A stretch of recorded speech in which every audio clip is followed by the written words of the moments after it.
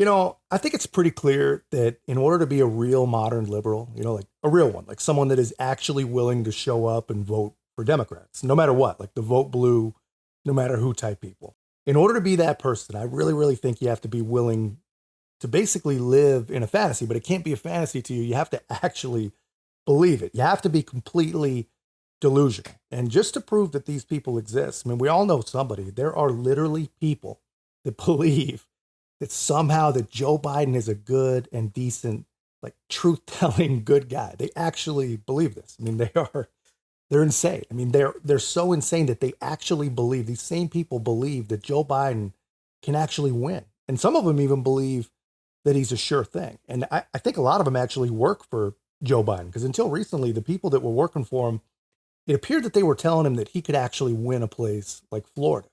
And I mean, things are changing really, really, really fast. Democrats appear to be getting a bit nervous about President Biden's reelection bid. You'll remember a couple of months ago, Biden's campaign had confidence they could win Florida. Now the Biden campaign is ruling Florida out. Michigan, Wisconsin, Pennsylvania, clearly battleground states, Nevada, Arizona, Georgia. We have a discussion about whether you want to include North Carolina. You would agree all those 6 are battleground states, the ones that I mentioned. North Carolina's a battleground state? Yes. Florida? No. Thank you. I was afraid you were going to lie. The Real Clear Politics average, you mentioned the numbers, so let's take a look. Trump and Biden are very, very close together. They're 1 percentage point apart. Now, this is not an up or down or margin of error type of situation, because Real Clear Politics has a high number of polls that they look at, and this is the average of all of those national polls. So you would want more than a 1-point spread. It is still close. Yeah, I mean, just looking at that, man, I mean, if it really is that close, I mean, first, how frightening is that? But if it really is that close, man, it's just a testament to just how stupid some of us have become, and a lot of us, apparently. And also, it just shows just how powerful the 10-year drip of 24/7 propaganda really was. If it's accurate, if it really is that close. And if it is that close, tomorrow in the debate should be pretty interesting. And honestly, man, if Joe Biden, if they're already admitting defeat in a place like Florida before the debate, I'm pretty curious to see what states they pull their money and their efforts out of after the debate, because dominoes will start to fall. And people are curious. A lot of curious people are watching this. One of them, of course, Barack Obama, actually, interested might be a better way to put it. Concerned, terrified, probably panicked is probably the best way to put it. But it sounds like the wizard, Barack, may actually be coming out from behind the curtain. And it sounds like he really kind of wants to remind the faithful that a vote for Joe may as well be a vote for Barry. Hunkering down with advisors at Camp David to prep for Thursday's CNN presidential debate. But some top Democrats, including former President Barack Obama, are reportedly expressing doubts about his strategy and his chances for winning in November. Karl Rove, former White House Deputy Chief of Staff, also a Fox News contributor, joins us now. Good morning, Karl. This story pops up in the New York Magazine. What Obama is whispering to Biden, the president's plan to save their legacy from Trump. Here's an excerpt of it. Though his anxiety about the election is real, in the words of one Obama friend, the ex-president's concerns sounded a lot like those of other top Democrats. Those who are in regular touch with Obama say these nerves are not a reflection of any particular angst about Biden or his team, but of the broader reality. The country is closely divided, the media landscape is fractured, and Donald Trump may very well win. It's wild to watch, man. You have all the vote blue, no matter who, crazy internet dwelling people that really do believe that Joe Biden is good and honest and, he's been successful as president. I mean, these are delusional people. You have those, and then you have the people that are literally responsible for breaking those people's brains. The people that actually tell them what to do, what to say, what to think, and how to vote.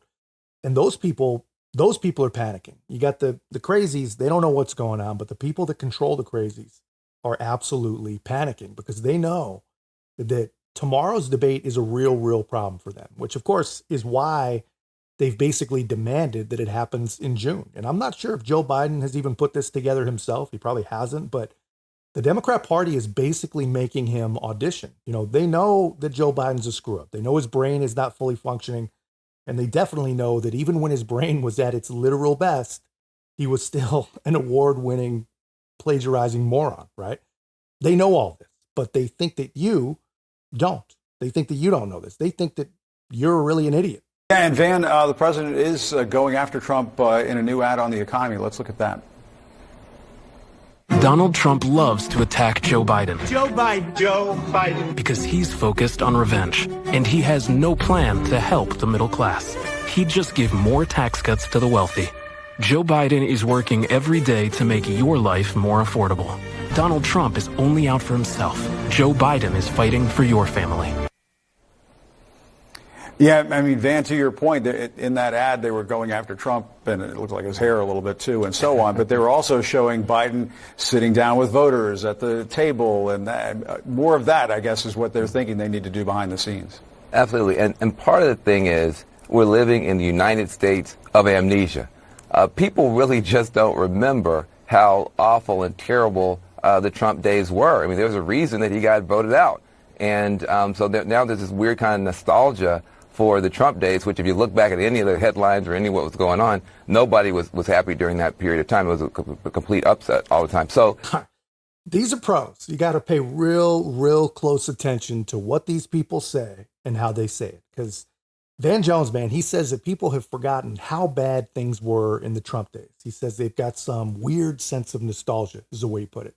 Because they just don't remember the headlines and how upset they were. And honestly, I hope that he's smart enough to know that that's all just bogus, but he's duty bound to gaslight. You know, it's just like any lie. These people are caught in a lie. Once you've told the lie, you got to continue to lie, man. You got to get deeper and deeper and deeper into more lies and more deceit to keep up and keep from getting caught from the original lie. And everything that Van Jones just said is in service of the original lie. And when he talks about, you know, this weird sense of nostalgia, what he's describing is called hindsight. You know, people have hindsight. People recognize after literally 4 years of living through disaster after disaster, failure after failure, every time they've got gas and paid for energy and tried to buy something, I mean, they realize their hindsight tells them that all the bad headlines that he's talking about, all the bad Trump headlines, were literally just that. They were just headlines. They were not true.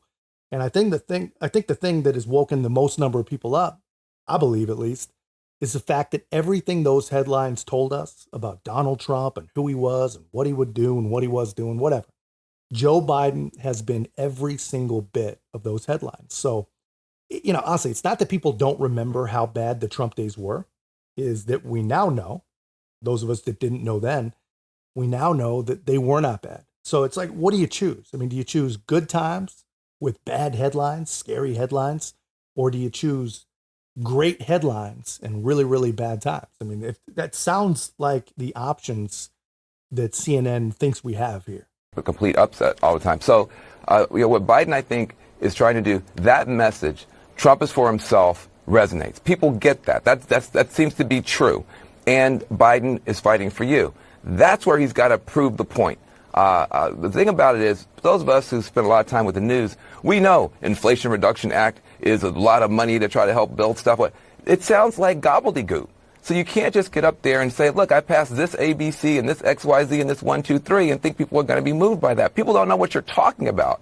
And so you've got to, on the one hand, punch hard on Trump and remind people that he is a chaos agent, but you got to get more specific. We just heard the price of eggs. Can you talk normal American and resonate and connect? That's what that ad is about. That's what he's got to be about on Thursday night. Another question I'm pretty sure that Van can answer, but the answer is no. No, he cannot talk normal American because he technically can't talk normal at all. I mean, the guy's brain is literally malfunctioning in front of us. And I'm not making fun of him. You know, it's actually really sad. I mean, the guy is literally getting elder abused by the government, right, for the world to see. I mean, it's sick. When you really think about what is going on, if it's even half as bad as it looks, it's sick. But again, Van Jones coming in with the gas, man. Van says that Donald Trump is a chaos agent. And I mean, just think about that. Think about that. The media tells endless lies about a guy.